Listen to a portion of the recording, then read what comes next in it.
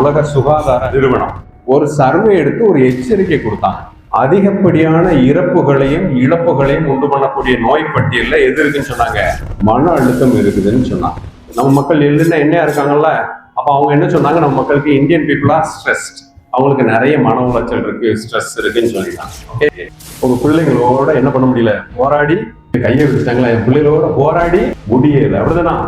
பிள்ளைங்களுக்குலாம் வயசு என்ன இருக்கும்? உங்க பிள்ளைங்களுக்கு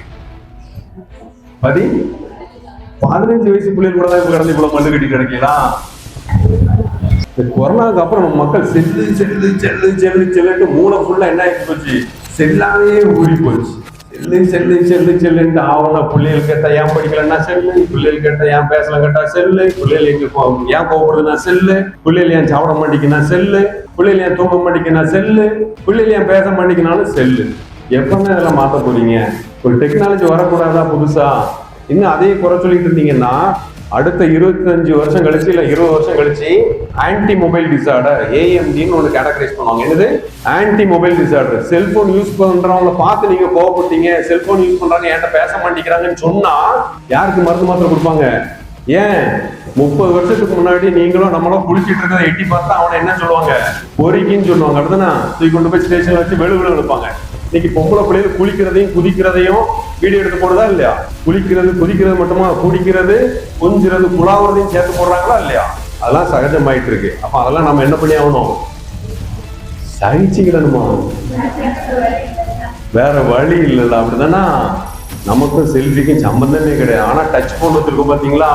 இப்படி எல்லாரும் வச்சிருக்காங்கன்னு நம்ம மாறினதுனாலதான் நிறைய விஷயங்கள் நம்மளை விட்டு போயிடுச்சு. தடி எடுக்கணும் தண்டால்காரன் சொன்னாங்க, கம்பு வச்சிருந்தா தாடி வச்சிருந்தா மீசை பெருசா வச்சிருந்தா பொறுக்கின்னு சொன்னாங்க. இன்னைக்கு பஸ் ஸ்டாண்ட்ல போனீங்கன்னா அனௌன்ஸ்மெண்ட் வருது, வாக்கிங் போறீங்களா கையில கட்டை எடுத்துட்டு போங்க, கம்பு எடுத்துட்டு போங்கன்றா. மாறிக்கிட்டு வருதா இல்லையா? இதே மாதிரி அடுத்த 20 வருஷம் கழிச்சு என்ன ஆகும்? நீங்க எங்கூட பேசுறதுக்கு யாருமே இல்லை, எல்லாரும் செல்ல தூக்கி வச்சுட்டு இருக்காங்கன்னு சொன்னா உங்களுக்கு சிவியரான ஒரு மனநல பாதிப்பு இருக்குன்னு சொல்லிட்டு மருந்து மாத்திரை கொடுப்பாங்க. சரி, அதனால செல்லு செல்லு செல்லு செல்லுன்னே சொல்லிட்டு இருக்காங்க. இந்த செல்லை எப்படி ஆக்கப்பூர்வமா பயன்படுத்தலாம், இது எப்படி இந்த மாதிரியான அருவருப்பான விஷயங்களை நம்ம வீட்டுக்குள்ளேயே செய்யாம பாத்துக்கலாம் அப்படிங்கிற விஷயத்த நம்ம யோசிச்சு பார்க்கணும். சரியா? இப்போ நம்பர் 1 டிசீஸ் என்ன தெரியுமா? Heart attack. மனுஷன் அதிகப்படியா இறக்குறதுக்கான முக்கிய காரணம் மாரடைப்பு. இன்னைக்கு எத்தனை வயசுல வருது? 10ஆம் கிளாஸ் படிக்கிற பையன் ஒரு பையன் இறந்து போயிட்டான், தெரியல. 19 வயசு பசங்க இறந்து போறாங்க. இளைஞர்களுக்கே என்ன ஆயிட்டு இருக்குது? மாரடைப்பு வந்துட்டு இருக்கு. சரியா? அந்த இதய நோய் நிபுணர்களை என்ன சொல்றாங்க?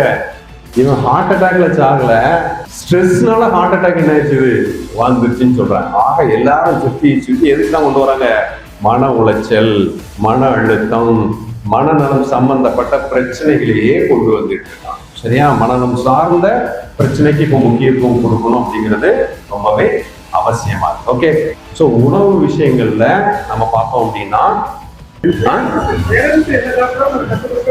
அவ்வளவுதான். பெற்றோர்கள் என்ன சாப்பிடுகிறார்களோ அதை கற்றுக் கொடுத்தா போதும். சரியா? நம்ம படிக்கும்போது நமக்கு சின்ன பிள்ளைல இருக்கும் சோத்துக்கு வழி கிடையாது, கஞ்சி இருந்தா கூட குடிச்சிடுவோம்.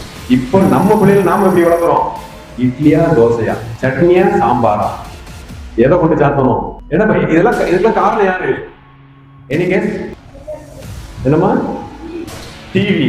Very good. வேற இப்ப டிவி கூட இன்னொரு எழுத்தும் சேர்ந்திருக்கு தெரியுமா?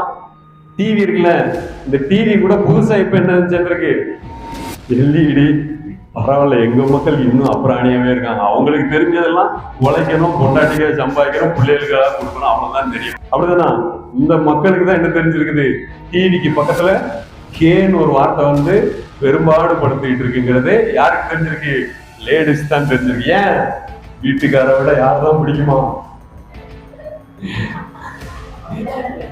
என்னத்த சொல்ல. தமிழகத்துக்கு தேவையான கழகம் என்னது? இப்போ தமிழகத்திற்கு தேவையான கழகம் மாணவர் இளைஞர் மனநல முன்னேற்ற கழகம் தான் தேவைப்படுது. மாணவர் இளைஞர் மனநல முன்னேற்ற கழகம் தேவைப்படுது. வீட்டுல நாயெல்லாம் வளர்த்துருக்கீங்களா? என்னென்ன நாய்கள்லாம் வீடுகளில் வளர்க்குறாங்க? இல்ல, பஞ்சு நாய், டேஷ் நாய், குட்டி நாய், கட்சி நாய், செல்போன் நாய், ஏர்டெல் நாய், இந்த மாதிரிலாம் வளர்க்குறோம். அதுதான் எங்க ஊர்ல ஒரு சில நாய்கள் வளர்க்குறாங்க. அந்த நாயெல்லாம் உங்க வீட்டுல வளர்க்குறாங்கன்னு சொல்லுங்க. செத்த நாய், விளங்காத நாய், உருப்படாத நாய், திருந்தாத நாய், அறிவு கெட்ட நாய், மானம் கெட்ட நாய், பிச்சைக்கார நாய், எச்சக்கல நாய் வளர்க்குறாங்களா? பிள்ளைகள் என்ன சொல்லுது? சார், எங்க அம்மா யார் அப்படி கூப்பிடுவாங்க? அந்த நாய் எங்க போச்சோ தெரியல, இன்னும் வரல பாருங்க. நீ காலையிலே கோயிலுக்கு போட சொல்லியிருக்கேன், சவாரி நாய் எங்க போய் சவாரி கிடப்போம் தெரியும் இருக்கா இல்லையா? அப்ப இது எல்லாமே எங்க வச்சுதான் நடந்துட்டு இருக்குது? உங்க சொந்த பிள்ளைங்க முன்னாடிதான் இந்த வார்த்தைகளை பேசிக் கொண்டு இருக்கிறீர்கள். உங்க பிள்ளைங்க எதைத்தான் பிரதிபலிப்பாங்க? பெற்றோர்களை பார்த்துதான் பிள்ளைகளும் வளர்வார்கள். சரியா? தாயை போல பிள்ளை, நூலை போல சேலை. நாம சரியா பிள்ளைங்களை கைட் பண்ணாம நாம எல்லா வாய்ப்புகளையும் கொடுத்துட்டு பிள்ளைகளும் சொல்ல கேட்க மாட்டேங்குது, அடம் பிடிக்குது, எனக்கு இதுதான் வேணும். ஏன்? நாம் அந்த வாய்ப்புகளை அவர்களிடத்தில் வழங்கிவிட்டோம் சின்ன பிள்ளைகளே.